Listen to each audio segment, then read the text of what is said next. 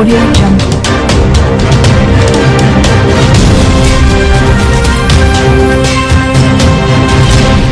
Audio Jungle. నర్సరావుపేటలోని Sattenapalli రోడ్లో ఉన్న అయ్యప్ప స్వామి దేవస్థానంలో చోరీ. స్వామివారి వెండి చాటారి ప్లేటు తీర్థం గిన్నెని చోరీ చేసిన గుర్తు తెలియని దుండగులు. పోలీసులకు ఫిర్యాదు చేస్తున్న ఆలయ అర్చకులు. కేసు నమోదు. నిందితుడి కోసం సీసీ కెమెరాల వీడియో క్లిప్పింగ్స్ పరిశీలిస్తున్న పోలీసులు.